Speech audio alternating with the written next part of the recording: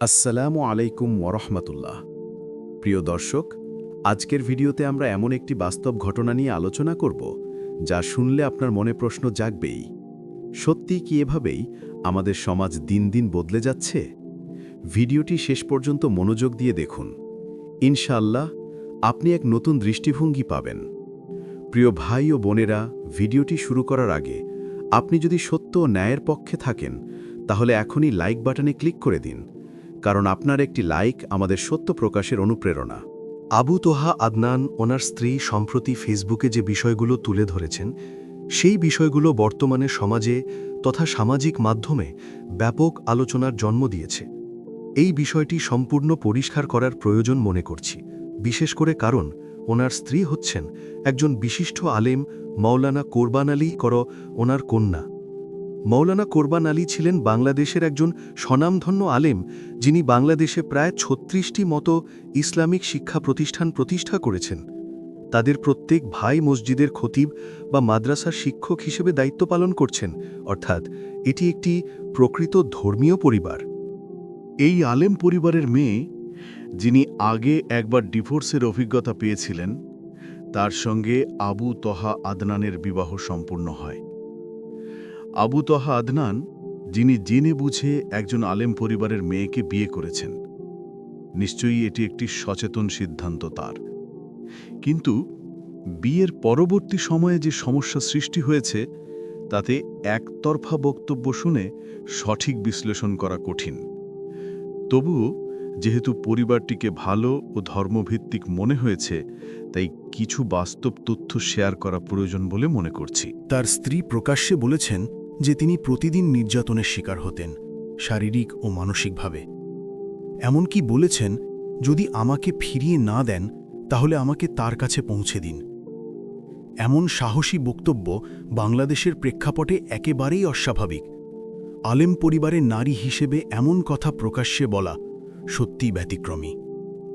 অন্যদিকে আবু তাহা আদনান বহু মাহফিলে তার স্ত্রীর প্রশংসা করেছেন, বলেছেন, আল্লাহ আমার স্ত্রীকে হায়াত দান করুন। তিনি তার স্ত্রীকে সাধারণ এবং নম্র বলে বর্ণনা করতেন, কিন্তু পরে এই সম্পর্কের ভাঙন এবং স্ত্রীর স্টেটমেন্ট পুরো জাতিকে নাড়িয়ে দিয়েছে। আবু তোহা আদনানের এই ঘটনার পর থেকে অনেকেই আলেম সমাজকে প্রশ্নবিদ্ধ করছেন। কিন্তু মনে রাখতে হবে যে একজন ব্যক্তির ভুলের কারণে পুরো আলেম সমাজকে দোষারোপ করা অন্যায়। প্রত্যেক মানুষের ত্রুটি থাকতে পারে, কিন্তু আলেমদের চরিত্র যখন আলোচনায় আসে তখন বিষয়টি সমাজে বড় ধরনের প্রভাব ফেলে। তাই এই বিষয়টির সঠিক অনুসন্ধান হওয়া খুবই জরুরি। ইতিমধ্যে তা চলছে এবং হয়তো এমন কিছু তথ্য সামনে আসবে যা আমাদের অবাক করে দেবে। আবু তহা আদনান একজন দ্বীন প্রচারক, কিন্তু প্রচলিত অর্থে তিনি আলেম নন। তিনি জেনারেল ব্যাকগ্রাউন্ড থেকে এসে ইসলামিক বক্তা হয়েছেন। তিনি আখেরাত তথা শেষ জামানার বিষয়ে সুন্দরভাবে আলোচনা করে অনেক যুবকের হৃদয় জয় করেছেন। কিন্তু এর পাশাপাশি একাধিক বিবাহের প্রচারণা ও পারিবারিক জীবনের জটিলতা সমাজে বিভ্রান্তি সৃষ্টি করেছে। আমরা লক্ষ্য করি, যারা একাধিক বিবাহের প্রবর্তক হিসেবে নিজেদের প্রচার করেন, তাদের অনেকেরই ঘরে সুখ নেই। এই কারণেই সমাজে বিভ্রান্তি সৃষ্টি হয় ব্যাপকভাবে। আমরা যারা সামাজিক যোগাযোগ মাধ্যমে সক্রিয় রয়েছি, আমাদের প্রত্যেকের উচিত গালমন্দ না করে বিবেচনাশীল থেকে প্রকৃত বিষয়টি উদ্ঘাটন করা। কথা শোনা বা বলার সময় সতর্ক হওয়া প্রয়োজন যে কার কাছ থেকে কথা শুনছি বা কার কাছে কি বলছি। এই বিষয়ে রাসূলুল্লাহ সাল্লাল্লাহু আলাইহি ওয়াসাল্লাম বলেছেন, তুমি কি তার সঙ্গে সফর করেছ, লেনদেন করেছ? না করলে কিভাবে জানবে সে ভালো মানুষ? অর্থাৎ বাহ্যিক আখলাক দেখে মানুষকে বিচার করা সঠিক নয়। প্রকৃত চরিত্র বোঝা যায় মানুষের ব্যবহারে ও আচরণে। তাই সবার উচিত এমন ঘটনা থেকে শিক্ষা নিয়ে ভবিষ্যতে যেন এমন একই ভুল আর কেউ না করে। একজন দ্বীনের দায়ীর জন্য নিজের আখলাক, আচরণ ও সময়নিষ্ঠা সবচেয়ে বড় দাওয়াত। বর্তমান সমাজের প্রত্যেকের উচিত ফেসবুক সহ অন্যান্য সকল সোশ্যাল মিডিয়া ব্যবহারে সতর্ক থাকা। একজন স্বামী বা স্ত্রী যদি সত্যিই সৎ ও উত্তম চরিত্রবান হন, তাহলে পরিবারের শান্তি ও সুখ বিরাজ করবে। আমরা কেউই চাই না এই বিষয়টি নিয়ে সমাজে কাদা ছোড়াছড়ি চলতে থাকুক। বরং শান্তিপূর্ণ ও ন্যায্য সমাধান আমরা আশা করছি।